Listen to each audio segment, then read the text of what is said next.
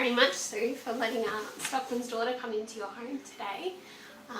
We're with Sue from Dish It Up, who makes fresh pasta and sells at the Canberra Regional Farmers Market. So how did you begin, can I ask? I don't really know. It was just an idea that just popped up one day. I don't know. And I just had to go. I just thought I'll do this. I bought myself a little commercial pasta machine. Started off real small. It used to sit up here on the bench. Yeah. And started from there. I started supplying a local cafe here in Queanbeyan, and then applied to the farmers market. Got my stall there. I had this machine by that time, which is much bigger than the other one. This is capable of producing up to 6 kilo per hour all day, so it can produce as much as I need. Currently I'm producing about 80 to 100 kilo of fresh pasta a week. Wow.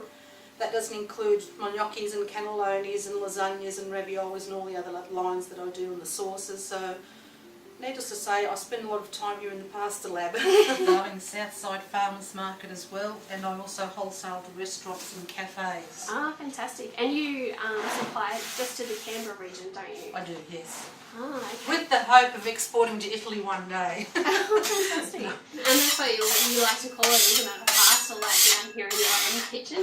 Well, it is, because there's always something going on, some new ideas. I've always got so many ideas that I want to do on. It just doesn't stop. Well, do you want to run through a couple of your products that you do sell out to consumers? Okay, well, lines of pasta I do, I think about 10 or 11 flavours. I don't know, I've never counted them for a long time. I do, of course, a plain egg fettuccine, linguine and spaghetti. Then I do a fresh parsley spaghetti. I do a chilli and lime linguine, a lemon myrtle linguine, a squid ink linguine. I do porcini fettuccine, and I do smoky cat fett, beetroot fettuccine, spinach fettuccine, roast garlic pappardelle. And those three actually I've won bronze for at the Sydney Royal Fine Foods there in 2012. I won 5 bronze there, and I won silver for this plain fettuccine, which I'm doing now. Yeah, no, definitely. I see you have certificates as well that I'll get a photo of afterwards. Little me travelling up to Sydney with the big guns. Definitely playing with the big boys. Absolutely. That's just a shining reflection of how good your products actually are. Well, I only make what I eat. Ah, okay. I wouldn't sell anything that I wouldn't eat myself. Yeah. And I'm very particular about what I eat. I only use biodynamic free-range eggs. Okay. All my meat's free-range, ethically raised. Yeah. I don't do anything nasty to the critters. Also, I get all my fresh produce from both farmers markets. Yeah. Support my locals wholeheartedly. Yeah. I believe that sustainability is very important. Yeah. Why pasta? Is it just a burning passion that No, you've had? not at all. No, I'm Hungarian anyway. I'm not even Italian. So okay. it's I just love the whole Mediterranean cuisine. To me, it's the Hungarian cuisine is very heavy and very rich and very rigid. Mm-hmm. Whereas the Mediterranean cuisine can be either rich or it can be light. Yeah. It can be traditional. It can be innovative. It's workable. It's workable. It's a wonderful cuisine, and I just love the whole. Yeah, I just think it's exciting. And how long have you been doing this commercially? For 5 years almost. Yeah. Oh wow! Congratulations Thank for you. the last 5 years. Thank you. Being so successful. Now, what are you actually doing at the moment? Can I ask? I'm actually now making the plain egg fettuccine. Okay. Yeah. Now, I did notice from your stores that you did have some gluten-free options as well. Can you list them out for me? I do a gluten-free pasta. The blend of flour, I've developed that myself. It's not available anywhere else. It doesn't have any corn or soy flour in it, which a lot of people also have trouble with if they're gluten intolerant. Yeah.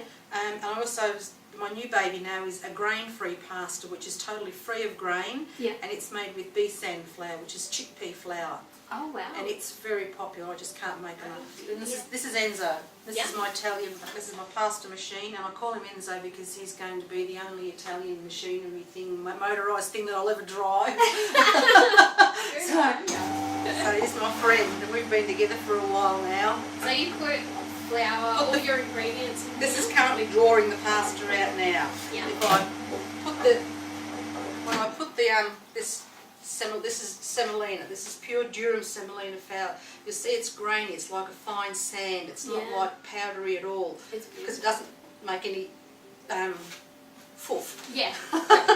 But that's all I use is pure durum semolina, biodynamic free-range eggs and pink salt. There's nothing else in here. Yeah. I'll put all that in there dry. Yeah. Of course, it turns the other way to knead.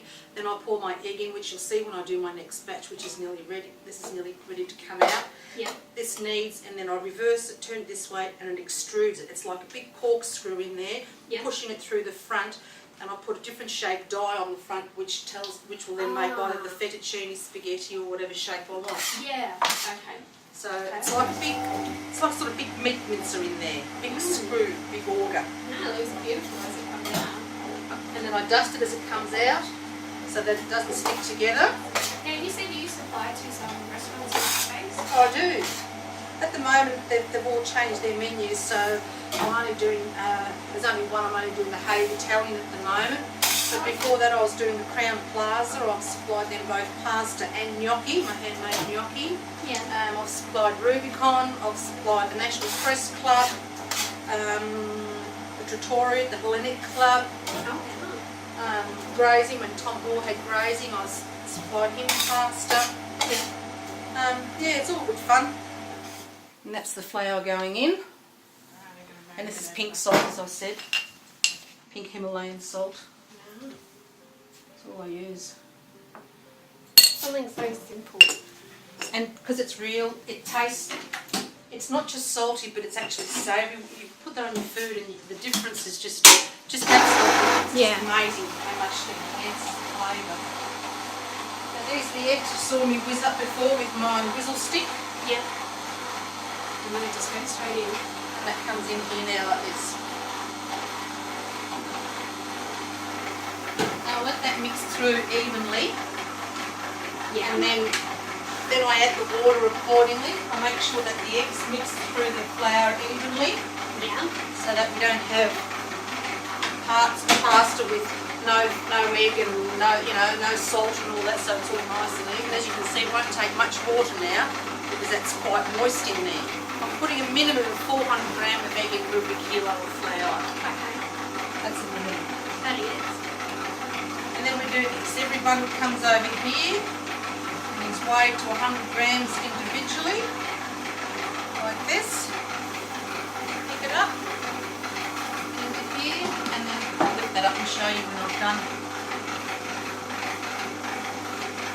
And it would take less than a few moments to cook in boiling solid water, wouldn't it? Absolutely. I mean, this is the fettuccine, Yeah. and it takes probably, once you put it into the boiling water, 3 minutes at the most, Yeah. and then it's done.